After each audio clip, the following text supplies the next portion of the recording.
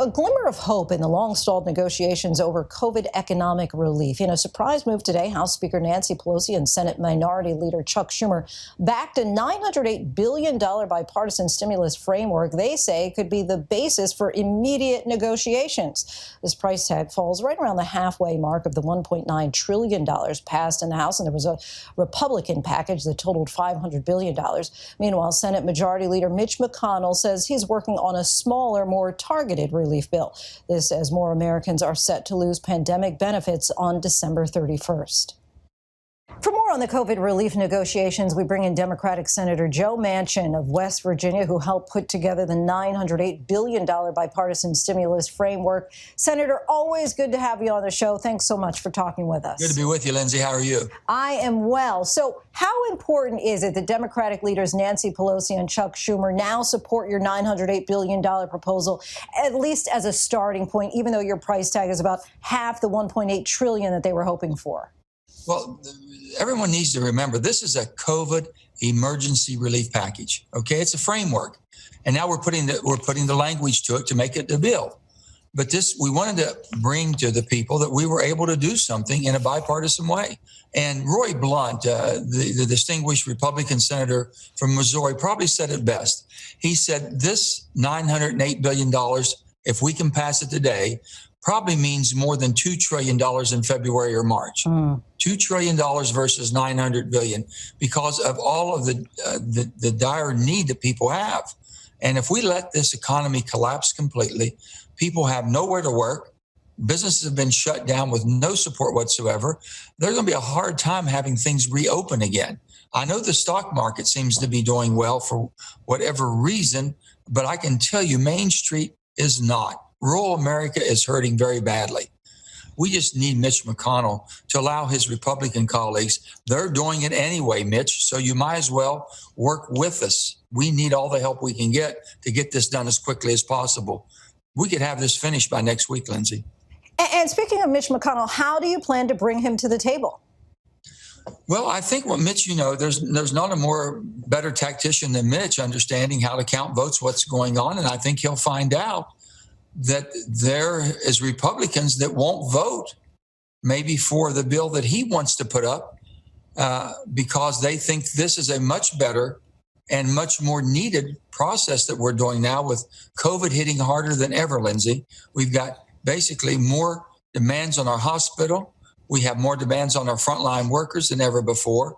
And again, the end of the spending goes at the end of the year. It all ceases. So with that, Mitch, your bill, and I've said this before, Lindsay, rural hospitals get nothing in Mitch's skinny bill. Nursing homes get nothing. Nutrition assistance, food gets nothing. State and local governments get nothing. Rental assistance, people will be evicted because the eviction moratorium goes off, get nothing. Opiate treatment gets nothing, nor does broadband get anything.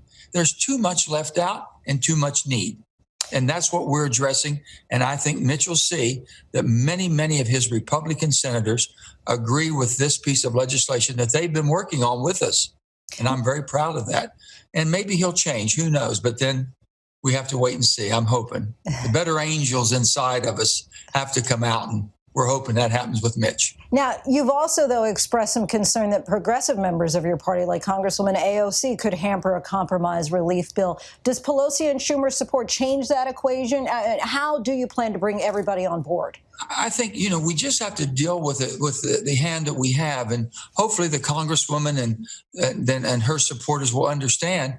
We'd love to get a lot more, too. We think the need is there. But it's just not going to happen because you have to basically work, negotiate, and compromise. That's what we've been doing. There's a lot of Republicans don't want to do any more than the 500. And there's a lot of Democrats that don't want to do anything less than 1.2 trillion. But with that, that's not sometimes how you negotiate to get a final deal. We've got a process now that we truly have met the emergency needs of our country. Up until April 1 now, that's what you have to realize. This is December 1 to April 1. It's a short period of time, the first quarter, which will be the most challenging time that we've ever had with this pandemic on our economy and the well-being of the people as the vaccine starts rolling out. But it won't be fully implemented till maybe the second quarter, we're told, or sometime hopefully sooner than later. And you talked about, the need to get our better angels to kind of emerge. So you're obviously hoping for the best, but realistically, what do you think that the odds are that we're going to get stimulus relief by the end of the year?